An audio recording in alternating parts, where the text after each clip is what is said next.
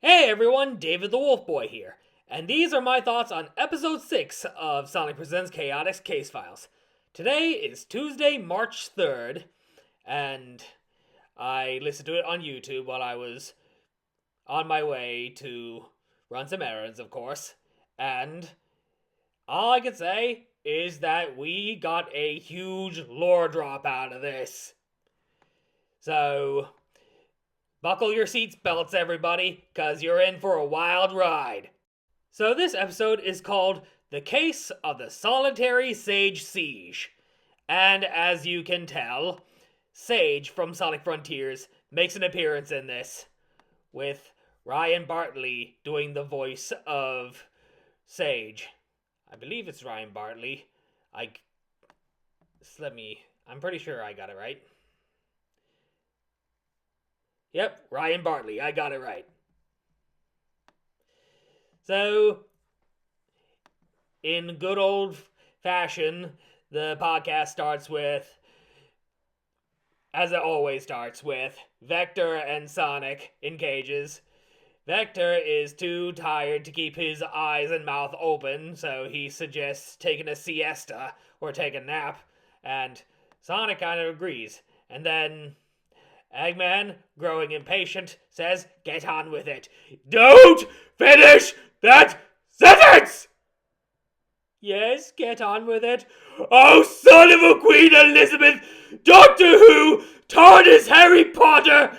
Bloody da!" "Oh, really now? Stealing my going bananas thing, are we, Eggman?"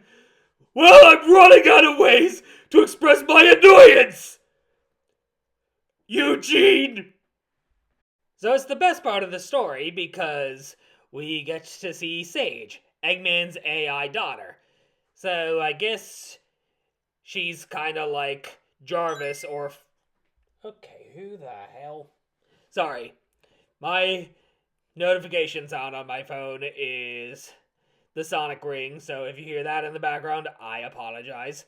But anyway, trying to get my train of thought back, this is the best part of the story because Sage is Eggman's AI daughter, so she's kind of like Jarvis and Friday for Tony Stark.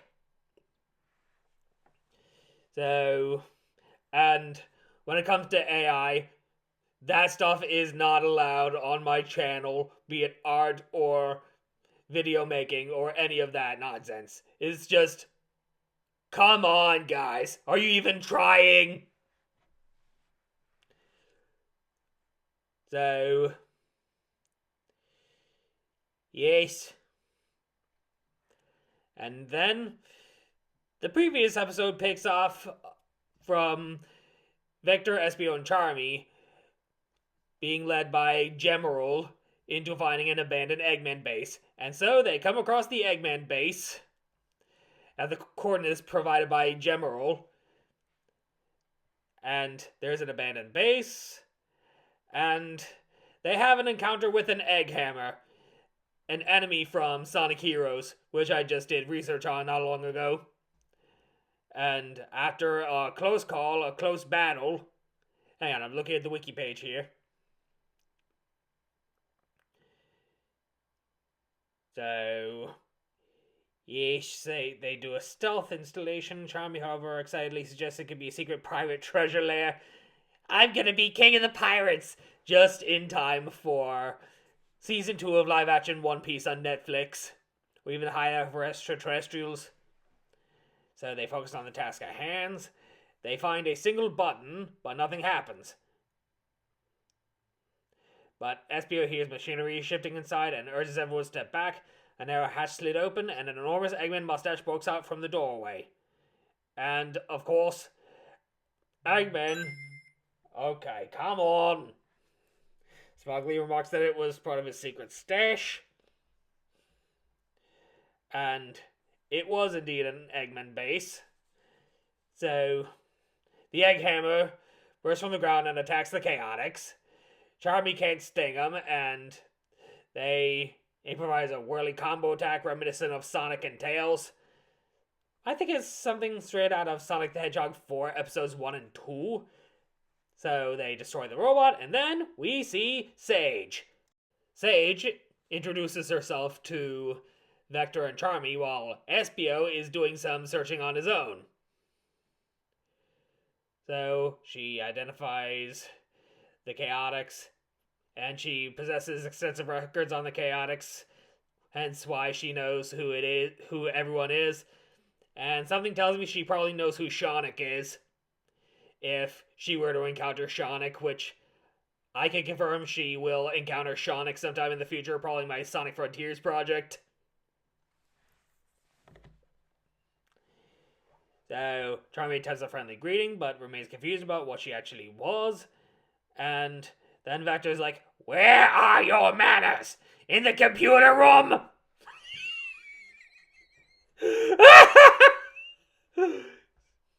So she took no offense, and she was Eggman's creation, the embodiment and controller of the Eggnet. So they are not allowed on the premises. It's private property. Get the fuck out. And if Sage controls the Eggnet and all of Eggman's robots, then she must have orchestrated the Egghammer attack. So they could just try talking to her. And Vector asks about the Red Spectre. The Red Spectre was teased a couple episodes ago when they were raiding Gunbase X, trying to find files on the thefts of the astroscopic lenses. But then Sage offers her assistance, and their only lead on Red Spectre was a separate file labeled Phantom. And when I heard that, I was like, oh my fucking god. Oh my fucking god! Red Spectre. Spectre is another word for Phantom. Red, Phantom. Want to know what's red? Ruby. Phantom, Ruby. I think Infinite is the one who stole the astroscopic lenses! But they don't mention Infinite in this directly, but it's gotta be Infinite! I am telling you right now, this podcast is full of Easter eggs that will make anyone with encyclopedic knowledge of the Sonic series jump with joy. Whether they're listening to it on YouTube or Spotify or iHeartRadio or in the car, they was like, slammed their foot on the brakes. I was like, oh my god, did they just tease Infinite? Like, is he coming back? Yeah, I think Infinite was the one who stole the lenses in the first place. But there's always the next episode, which I will get to the ending of this episode momentarily. So just keep your pants on, everybody. I'm sorry. I'm just excited to do an Infinite World of Pain this year. Can't you tell? And then Espio has another run-in with Rouge. That has been happening a lot during this podcast. Espio and Rouge just butting heads and just doing stuff. Sorry, this is an unscripted video, so if you hear me stumbling a lot, you know why. So, Rouge constantly appears out of nowhere, much to Espio's annoyance. And Rouge coolly retorted that given his attempts at being both ninja and detective, he might be better suited to janitorial work. Like, what the fuck? So Espio slips inside the vent and asks what she discovered. And that the vents were sealed at the bottom. She only managed to brief look around. And then she advised them to leave immediately. And Eggman's forces have likely detected them, and attack could be imminent. And she was just investigating the astroscopic lens heists and intended to secure the items herself. And then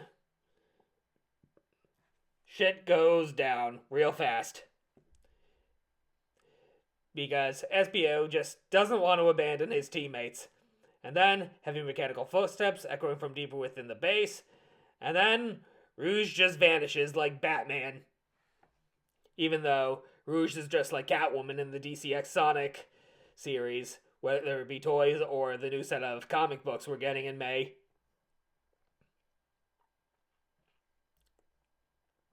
So they're about to be ambushed by Eggman himself. So, well, Charmy asks Sage It's true. Hang on. So, he would have recognized the Thunderous steps anywhere. When Charmy asks Sage if this is true, she calmly confirms that Eggman was displeased when they had discovered his secret base. We're planning to engage them. And then the massive door opens, and then Eggman himself is there in a menacing battle mech bristling with lasers and missile launchers. I think it might be the Egg Dragoon. It doesn't say. Because all I know is that the Egg Dragoon from Sonic Unleashed is a popular boss fight in Sonic Generations and Sonic Forces. And then, at the end of the episode, so Vector bravely confronts Eggman, telling SBO to take Charmy and create distance. So Vector versus Eggman, taunting him while SBO and Charmy escape. And he's already got Sonic locked up in a cage. And then Vector is knocked unconscious. What's your Victor, Vector? What's your Vector, Victor? Every time I stumble that name, I'm going to bring up that scene from Airplane. And this is where the story catches up to the present. Because the episode ends the same way the first episode began, with Sonic frantically telling Vector to wake up. Vector, wake up! I don't like this! Vector, wake up! Sorry, can't you tell I'm a big Stranger Things fan, and that I was sad when the 5th season ended?